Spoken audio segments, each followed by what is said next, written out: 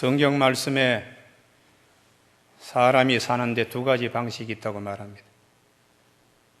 현실만을 전부로 여기는 현실주의자의 삶의 방식이 있고, 현실 너머에 있는 하나님의 세계를 믿는 믿음의 사람들의 세계가 있다.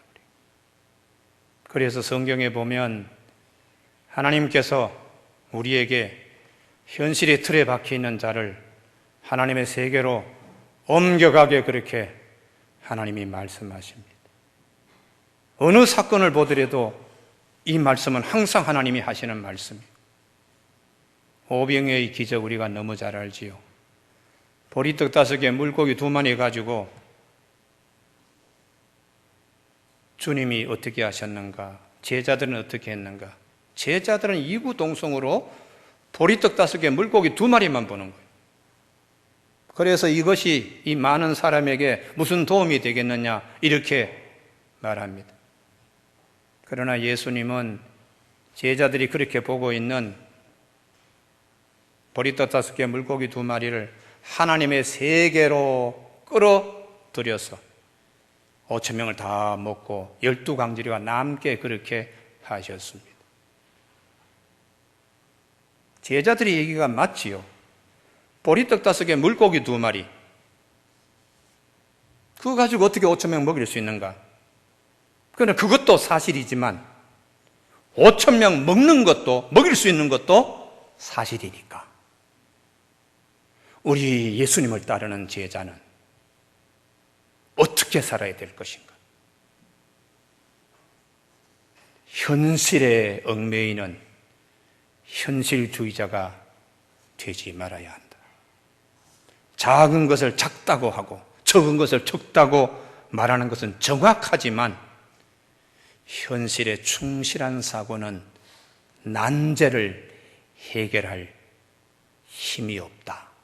성경이 그것을 우리에게 말해주고 있습니다. 우리가 있는 현실, 내 처지가 전부가 아닙니다. 어린아이가 있는데 그 어린아이가 현재 어린아이로만 있는 게 아니에요. 우리가 어린아이들에게 교육도 시키고 기대도 하는 것은 오늘 현실이 아니고 내일이 있기 때문에 그렇게 애쓰고 노력하는 거예요. 우리가 예수님을 따르고 예수님의 제자가 되고 신앙생활을 바르게 해야 되는 것은 오늘에만 있는 것이 아닙니다. 그리고 오늘 밖에 있는 하나님의 세계가 있기 때문에 그러는 것입니다. 예수님께서 제자들에게 오병의 기적을 통하여 가르쳐 주시고 싶은 마음은 보리떡 5개, 물고기 2마리 완전 무시하는 것이 아니에요. 그 현실을 바탕으로 해서 현실 밖에서 현실을 향하여 하나님이 투사하시고 부어주시고 맡기시는 이 세계를 보고 믿으며 나아가도록 하시는 것입니다. 여러분, 인류 역사를 한번 보면은 역사를 발전시킨 사람들, 현실에 머물거나 현실에 붙들려 있는 사람들에 의해서 역사는 발전되질 않아요. 라이트 형제, 사람은 날 수가 없다. 그러나 하나님의 세계는 새들도 날 수 있으니까 날 수 있다라고 꿈과 비전을 가지고 비행기를 처음 만들었잖아요. 그래서 역사는 꿈을 가진 사람, 이상주의를 가지고 있는 사람들에 의해서 역사는 발전하게 되어 있습니다.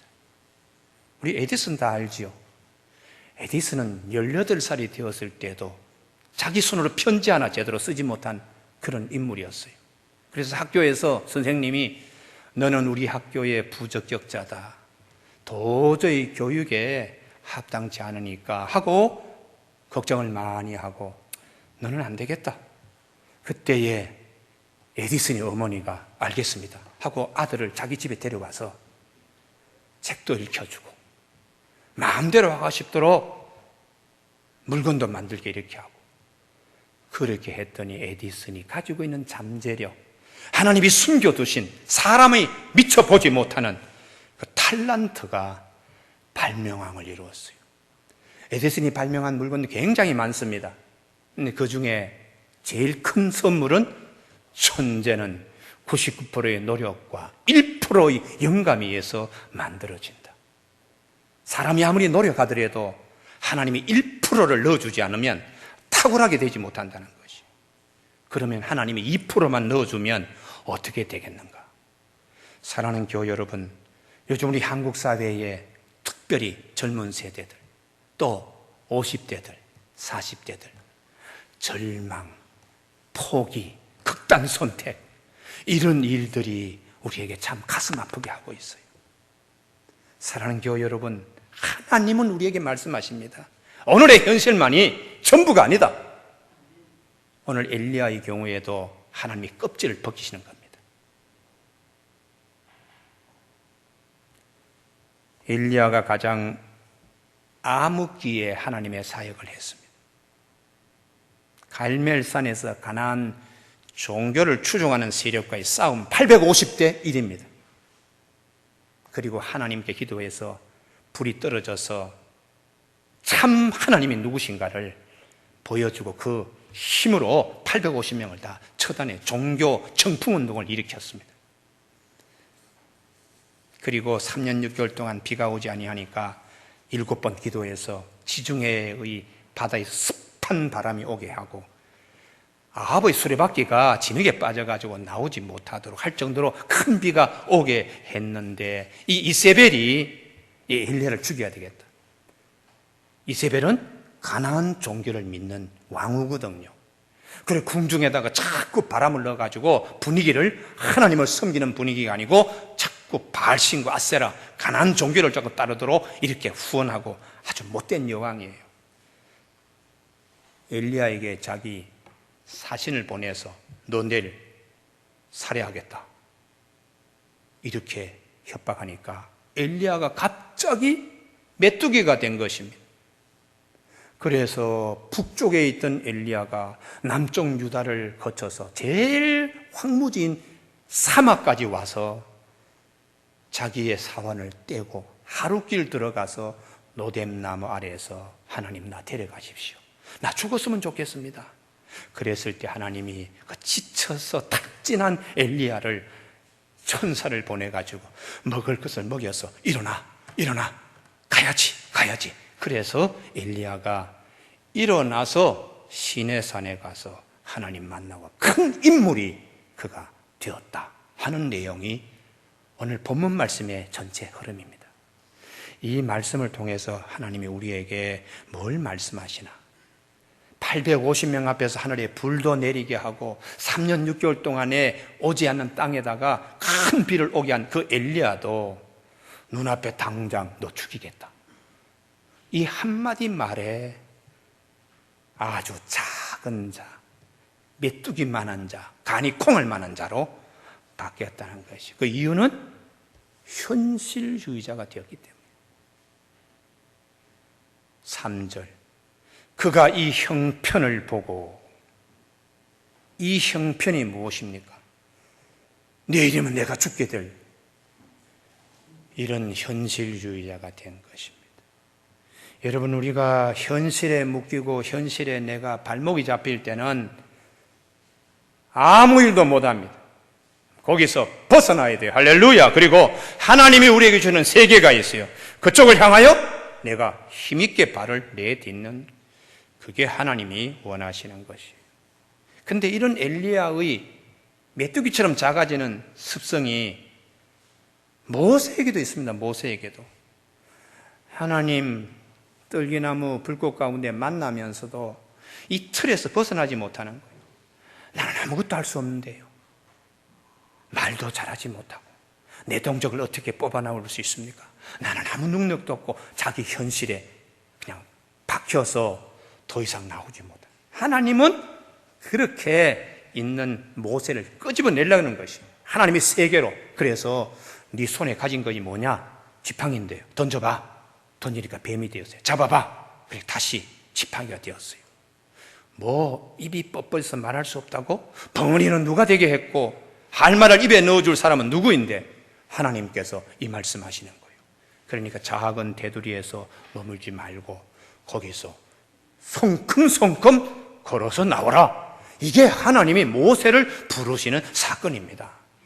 자, 베드로를 보십시오. 그렇게 주님 곁에서 많은 걸 경험한데도 주님이 무리를 걸어오실 때에 나도 저렇게 무리를 정말 걸어갈 수 있을까 하고 주님께 요청했습니다.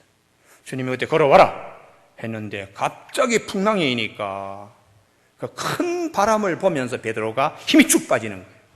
이게 눈앞에 있는 현실 때문에 사람이 아주 그냥 작아지는 거지. 그래서 주님이 너 믿음이 참 적구나. 믿음이 적은 자라고 주님이 책망했습니다. 그 책망의 핵심은 뭘까요? 야, 눈앞에 있는 풍랑만 보면 되겠냐? 그것만 보면 그건 믿음이 아주 적은 거야. 풍랑 뒤에도 변치 않고 베드로를 기다리는 주님을 바라봐야지. 할렐루야. 그게 믿음이라는 거예요. 그게 믿음이라는 것이. 여러분, 이런 엘리야의 약한 부분, 모세의 약한 부분, 베드로의 약한 부분들이 우리에게도 있을 수 있어요. 그럴 때에 담대할 수 있기를 바랍니다. 할렐루야. 이게 하나님이 원하시는. 제가 이 설교할 때도 그래요. 교인들이 상당 숫자가 뭐 그냥 다 시골 가고 일부 예배 왕창 드리고는 다 뭐 각 바쁘고 그래요. 오늘 뭐 주일도 제대로 성수하지 않고 가는 분들이 많이 있어요. 교인들이 많지 않다고 제가 주눅 들어서 설교도 뭐 그냥 맥 빠지게 설교해서 되겠습니까? 뭐 수천 명 모인 것처럼 설교해야지 목사가 아닙니까? 할렐루야. 그래서 하나님 나에게 힘 주시는 거예요. 그게요. 주님이 원하시는 것은 현실이 아니고 현실 너머에 하나님이 계심을 보라고 말씀하시는 겁니다. 그런데 3절에 자기 생명을 위해 도망했다. 이게 원문은 그의 생명은 이세벨이 잡고 있는 게 아닙니다. 얼핏 보면은 왕후가 뭐 그냥 사람 자격 보내가지고 엘리야를 갖다가 뭐 살해할 것처럼 하지만 생명의 주인은 하나님이십니다. 하나님이요. 이세벨이 잡고서 뭐 좌지우지 못하는 거예요. 우리가 살아가는데 나의 생명, 나의 삶, 나의 모든 것 밖에서 하나님이 붙들고 계시는 거 꼭 믿으시기 바랍니다. 그래야지 환경이 뭐 이랬다 저랬다 수없이 바뀌어요. 아침에 좋은 관계가 저녁에 원수되는 관계가 있고 아침에 서로 뭐 했던 일들이 저녁에 깨지는 게 얼마나 많은지 몰라요. 그래도 하나님은 우리를 든든히 붙잡아 주시고 지켜주셔서 하나님의 뜻이 하늘에서 이룬 것처럼 땅에서도 이루어지도록 하나님이 사용하시는 거예요. 이 믿음을 하나님이 엘리야에게 심어주시는 거예요. 뭐 순풍에 돛달듯이 모든 하늘마다 다 기적이 일어나면 얼마나 좋겠어요. 그러나 때로는 기적보다 더 큰 훈련의 과정이 있어요. 정말 수렁에 빠져가지고 야 죽었으면 차라리 낫겠다 그런 소리까지 바닥에 내려가게 하나님이 하신 후에 다시 올라오게 그래야지 믿음의 크기가 아래에서부터 높이까지 이 진폭이 얼마나 커요. 그래서 믿음의 용사는 1000번 시험 들고 1000번 시련 겪고 1000번 일어나는 사람이 믿음의 용사입니다. 우리가 예수를 믿을 때에 몇 가지 시련 왔다고 어려움 왔다고 메뚜기처럼 되어서 안 됩니다. 1000번 흔들려도 흔들리지 않고 1000번의 시련 가운데도 전혀 변하지 않는 그런 믿음을 갖게 하는 겁니다. 저기 몽고에서 사역하시는 선교사님 얘기인데요. 그 몽고에서 사역할 때 사람들이 참 착하고 순수하고 순진하고 해서 참 좋았다. 그러면서 이런 얘기를 하시더라고요. 하나님 앞에 11조 드리는데 헌금으로 드려야 됩니까? 물건으로 드리면 안 됩니까? 괜찮습니다. 물건으로 드려도 되지요. 근데 어느 날 11조라고 큰 자루 하나를 가져온 거예요. 헌금 바구니는 조그만한데 자루는 엄청나게 커요. 그래서 이게 뭔가 하고 예배 끝나고 보니까 소똥입니다. 소똥. 아니 이 소똥을 하나님 앞에 11조를 어떻게 바쳤나 했는데 사실은 몽교 문화에서 소똥은 귀중한 재산입니다. 거기에는 겨울철에 9월 초부터 5월 달쯤 되면 내내 눈이 오고 추워지니까 동한기의 연료값이 가정마다 거의 우리나라 30만 원 돈이에요. 근데 초등학교 교사의 봉급은 4만 5천이에요. 4만 5천. 그러니까 연료를 하는데 가장 좋은 연료가 소똥 말린 거, 그게 겨울철 내내 연료가 되는 거예요. 그래서 이분이 한 자루를 쥐고서는 왔어요. 그런데 하나님께서 어떻게 역사하셨는가? 그 다음날부터 동네 사람들이 기르는 소들이 다 이 집이 문 앞에서 똥을 다 누고 가는 거예요. 그래서 그것을 모아가지고 말리니까, 아니, 한 자루가 아니라 수십 자루가 모여지더라고요.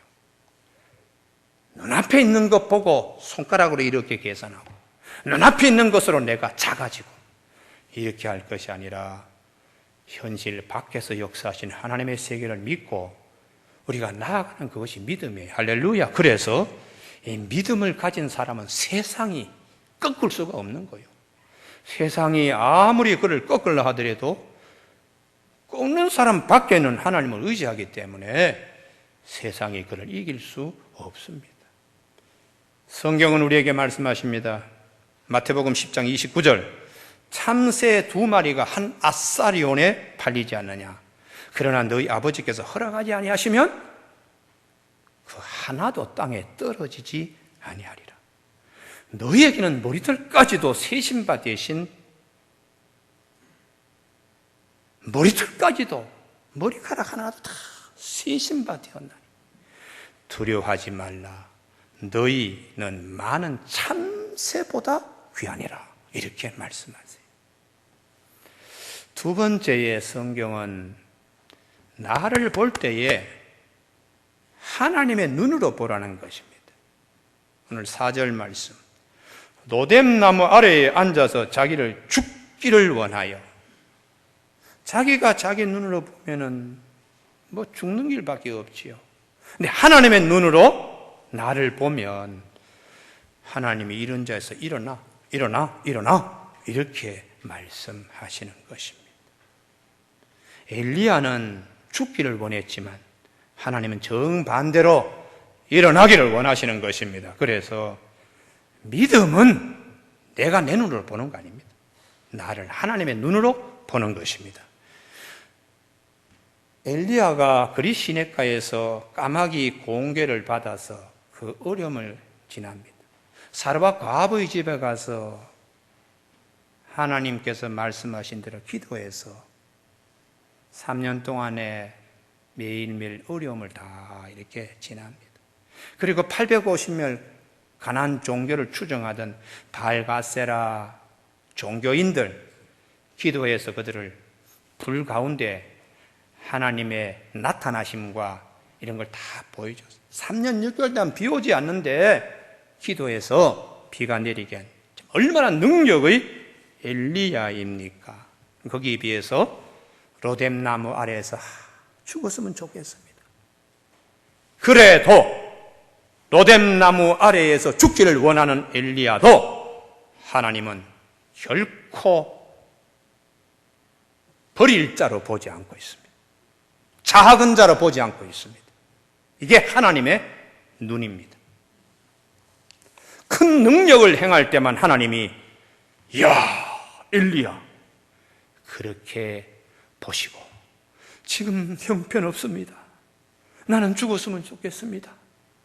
이런 엘리야를 작은 실눈으로 보시는 하나님이 아니에요. 로뎀나무 아래에서 죽기를 원하는 엘리야도 하나님은 소중하게 여기시는 하나님이십니다. 할렐루야. 그래서 내 자신을 볼 때에 뭐 사업이 잘 되고 뭐 승진하고 뭐 그럴 때에 야 하고 안 되어서는 콩알만하게 그냥 납작 엎드려 있고, 사람이 자기를 볼 땐 그렇게 볼 수 있지만 하나님은 사랑 변함없는 사랑 하나님이세요. 그때나 지금이나 하나님은 똑같이 엘리야를 소중하게 여기시는 하나님이세요. 그래서 시편 16편 3절에 땅에 있는 성도들은 존귀한 자들이니 나의 모든 즐거움이 그들에게 있도다. 소중하다는 것입니다. 우리는 처한 환경을 아주 귀하게 여겨요. 뭐 좀 잘 되면 어깨에 힘주고, 뭐 어떻게 잘 되면 남에게 뭐 자기를 훅가시 해가지고 뭐 자랑하고, 못 되면 그런 분들은 되게 확 그냥 사람이 그냥 아주 작아져요. 환경 여하에 따라서 우리가 믿음도 늘 뛰게 하는데 하나님은 환경을 귀하게 여기지 않습니다. 그가 어떤 환경에 처할지라도 그분을 소중하게 여기면 그분의 믿음을 하나님께서 붙잡고 키워주고 믿음의 용사가 되도록 하기 위해서 하나님은 그와 함께 하시는 겁니다. 우리가 이런 얘기 있죠. 사람의 눈으로 보면은 아무것도 못해요. 미국의 시립병원에 생후 6개월 된 아이가 버려져 있습니다. 나가서 보니까 이 아이가 앞도 제대로 보지 못해요. 그리고 뇌성마비를 심하게 앓고 있는 아이인데 그 병원의 간호사 가운데 아주 나이가 많은 간호사 52세의 메이 레케라고 하는 이분이 그 아이를 데리고 자기 집으로 옵니다. 하나님 앞에 기도합니다. 이 아이를 내 생애 끝나는 날까지 내가 잘 키우겠습니다 하고 소원 기도와 함께 아이 이름을 네슬레라고 하는, 여러분 우유 제품 가운데 네슬레 많지요? 예. 그 네슬레라고 하는 이름을 붙여줬습니다. 이 간호사는 자기 눈으로 이 아이를 보는 게 아니에요. 하나님의 눈으로 이 아이를 보고서 네슬레라고요. 그리고는 매일 볼에다가 입 맞추고 귀에다가 계속 속삭입니다. 그러나 이 아이는 반응이 없어요. 좀 웃든지 사랑받을 수 있는 그런 거 전혀 나타내지 않는데도 이 간호사는 하나님, 현실은 이렇지만 하나님의 기적을 믿습니다. 이렇게 해서 1년 지나고 2년 지나고 3년 지나고 아이가 조금씩 바뀌게 되었어요. 20년쯤 지났습니다. 어느 날 밤에 은은히 들리는 피아노 소리가 어디서 나는지 차이코프스키의 피아노의 곡이 소소히 가까이 들리는 거예요. 그래서 이 음악, 이 피아노 소리를 누가 내나 하고 일어나서 보니까 놀랍게도 21세에 된 네슬러가 피아노를 치고 있는 거예요. 이 아이의 잠든 부분을 하나님의 눈으로 21년 동안 바라보고 다가가고 투자하고 기다린 결과가 그날 밤에 그렇게 나타났다고. 그래서 우리가 어떤 사물을 대할 때에 사람의 눈으로 접근해서는 아무것도 되는 일이 없어요. 하나님의 눈으로 내 자신을 보고 내가 처한 환경을 보고 할 때에 변화가 일어납니다. 할렐루야. 하나님의 역사가 심겨집니다. 그리고 하나님의 일들을 간증할 수 있는 입술이 되는 거예요. 제가 교회를 개척해서 지금까지 오면서 아예 큰 일들이 생길 때에는 사람의 눈으로 보지 않습니다. 하나님의 눈으로 보게 하시는 하나님께 감사를 드립니다. 하나님의 손으로 하나님이 다 이루어 주시는 거예요. 그래서 저는 어디 가서 무엇을 하더라도 저 나름대로의 간증이 있어요. 간증요. 저 나름대로요. 간증이 있기 때문에 우리 교우들도 저처럼 믿음의 용사가 되십시오. 할렐루야. 믿음의 명문가정을 이루십시오. 이게 우리 교회의 모토입니다. 모토. 세 번째에 하나님의 크신 계획을 믿고 걸어가라. 앉아서 주저앉아가 죽겠다 하지 말고 벌떡 일어나서 걸어가라. 이 말씀은 하나님께 깊이 뿌리 내리는 믿음을 의미합니다. 7절 여호와의 천사가 또다시 와서 어루만지며 이르되 일어나 먹으라. 내가 갈 길을 다 가지 못할까 하노라 하는지라.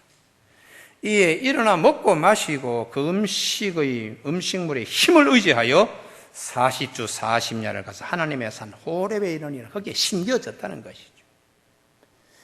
로뎀 나무 아래에서 죽겠습니다 하는 엘리야가 신의 산에 심겨져서 하나님의 뜻을 이룰 수 있는 인물로 바뀌게 된 것이죠. 로뎀 나무는 성경에 딱 3번 나옵니다. 오늘 본문 말씀하고 욥기 30장에서 한 번 나오고 시편 120편에서 한번 나오고, 그 로뎀나무는 우리나라에서 보기 힘듭니다만 이 로뎀나무는 네게부 사막 지역에 볼 수 있는, 지나가는 사람들에게 그늘을 줄 만큼 우리 사람 어깨 높이만큼 이렇게 자라는, 우리나라 보면 쌀이대와 같은 그런 형태의 나무입니다. 기온차가 굉장히 급격히, 낮에는 무척 덥고 밤에는 무척 추운데도 그걸 잘 견디며 살다가 모래가 바람을 맞아서 확 이렇게 올 때는 이파리가 크면 다 맞으니까 가능하면 잎이 아주 작게 그렇게 되어 있어요. 그런데 4월 달쯤 되면 이 나무가 꽃을 피우기 시작합니다. 쌀알만큼 그렇게 생긴 하얀 꽃들이 나비가 날아가듯이 그렇게 꽃들을 피울 때에 그 사막에서 지나가는 사람들이 그 꽃을 보고 얼마나 즐거운지 몰라요. 거기다가 금상첨화로 향기가 아주 좋습니다. 그러니 로뎀나무 아래에서 그늘도 맛보고 꽃도 보고 향기도 취할 수 있는 그런 나무인데, 어떻게 그 사막에서 그와 같이 그늘도 되고 꽃도 구경시키고 향기도 맡게 할 수 있는가? 단 한 가지입니다. 이 로뎀나무는 어려울 때일수록 뿌리를 깊이 내리는 습성이 있어요. 누가 핸드폰 저 꺼주세요. 예배 방해됩니다. 바람이 불어도 견디고 몇 개월 가물어도 죽지 않고 향기도 내고 꽃도 보여줄 수 있는 것은 뿌리를 깊이 내리는 습성이 있어. 어려움이 올수록 뿌리는 더 깊이 내려지는 거예요. 그래서 이 뿌리가 우리나라 치과 같이 급할 때는 식량이 될 수 있습니다. 그래서 욥기에서 이 로뎀나무 뿌리로 식물한다는 얘기를 우리에게 전해주고 있습니다. 그리고 이 로뎀나무의 뿌리는 나중에 연료로 쓸 때는 우리나라 왕겨와 같이 아주 강한 에너지, 불꽃을 내면서 사람들이 필요한 에너지를 줄 수 있어요. 어떻게 로뎀나무가 그렇게 꽃도 그늘도 향기도 식물도 연료도 다 될 수 있는가? 깊이 뿌리 내리는 거기에 로뎀나무가 가지는 특성이 있습니다. 우리가 힘든 일이 있을 때 이 로뎀나무와 같이 하나님께 깊이 뿌리는 내리는 신앙의 힘이 우리로 하여금 때로는 남에게 그늘이 되게 하기도 하고 꽃도 되기도 하고 향기도 보내주기도 하고 먹잇감도 줄 수 있고 연료 재료로도 쓰일 수 있도록 그렇게 하는 거예요. 그런데 이런 로뎀나무 아래에서 엘리야는 지금 죽겠다 그러는 거예요. 로뎀나무만큼도 지금 못한 거예요. 그래서 하나님께서 천사를 보내가지고, 야, 네가 로뎀나무 옆에서 로뎀나무만큼도 못해서 되겠냐? 천사가 와서 먹을 것을 줘서 힘과 용기를 하나님이 주셔서 시내산에 심어서 로뎀나무보다 더 큰 믿음의 뿌리를 우리에게, 산 뿌리를 우리에게 보여주는 엘리야로 하나님이 만드신 겁니다. 이후에 하나님 만나고 난 다음에 이스라엘 왕도 세우고 아람 왕도 세우고 자기의 후사인 엘리사도 세우는 그런 엘리야가 되었습니다. 교회 여러분, 때가 되면 하나님이 다 이루어 주시는 믿음을 갖기를 바랍니다. 그 믿음이 하나님 중심으로 믿음 푹 이렇게 뿌리가 내릴 때에 역사는 일어납니다. 사랑하는 교회 여러분, 오늘 추석입니다. 식구들 만나지요. 상처받고, 하나님 내 가정은 왜 그렇습니까?